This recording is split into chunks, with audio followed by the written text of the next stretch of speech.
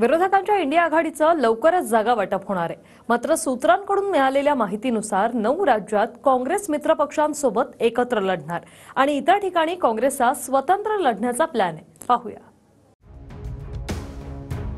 काँग्रेसने इंडिया आघाडीतला जागा वाटपाचा फॉर्म्युला निश्चित केला। 9 राज्यांमध्ये इंडिया आघाडी एकत्र निवडणुका लढवणार असल्याची माहिती सूत्रांकडून मिळाली आहे।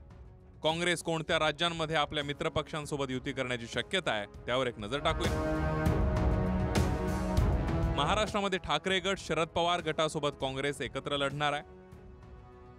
उत्तर प्रदेशमध्ये अखिलेश यादवांच्या समाजवादी पार्टीसोबत काँग्रेस एकत्र लढेल।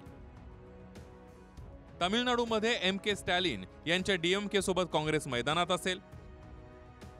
दिल्लीमध्ये अरविंद केजरीवालांसोबत लोकसभेच्या मैदानात उतरणार। बिहारमध्ये नितीश कुमार यांची जेडीयू आणि लालू प्रसाद यादव यांच्या आरजेडी सोबत एकत्रच लढणार।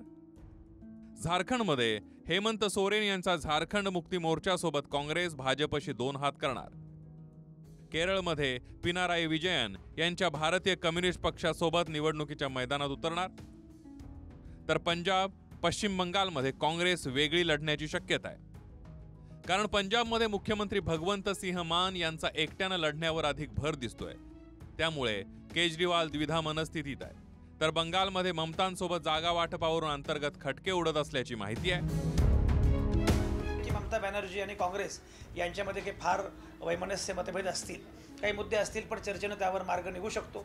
कारण बंगाल हे फार महत्त्वाचं राज्य आहे। जे महत्त्वाची 5 राज्य आहेत त्यामध्ये अर्थातच बंगाल आहे, तामिळनाडू आहे, त्याचप्रमाणे महाराष्ट्र आहे, उत्तर प्रदेश आहे। या सगळ्याचा विचार केला तर मला असं दिसतं की एकूण बंगालमध्ये सुद्धा मार्ग काढला जाईल। आम आदमी पक्षाच्या अनुषंगाने मला सुरुवातीपासून भय होतं, ते आजही मला आहे। अरविंद केजरीवाल या आघाडीमध्ये येतील असं काही मला वाटत नाही। त्याची अनेक कारणं आहेत, केवळ पंजाबमध्येच नाही, दिल्लीमध्ये ते एकत्र येऊ पाहतात, पण पंजाबमध्ये मात्र येणार नाहीत। लोकसभेसाठी काँग्रेसनं 9 राज्यातील महत्त्वाच्या जागांवर दावा सांगितल्याची माहिती देखील सूत्रांनी दिली आहे। ज्या मित्रपक्षांसोबत काँग्रेस एकत्र एनडीएशी लढणार। उत्तर प्रदेशमध्ये 11 जागांची मागणी काँग्रेसनं केल्याचं कळतंय। दिल्लीमध्ये 3 जागांची मागणी आहे।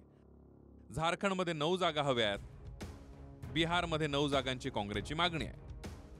महाराष्ट्रामध्ये 20 जागांची काँग्रेसनं मागणी केल्याचं कळतंय। विशेष म्हणजे ठाकरे गटानं आधीच 23 जागांचा दावा ठोकलाय। लोकसभेसाठी काँग्रेसनं आपल्या जागा वाटपाचा फॉर्म्युला निश्चित केला।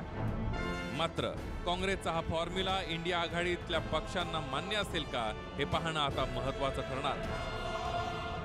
Bureau report TV9 Marathi.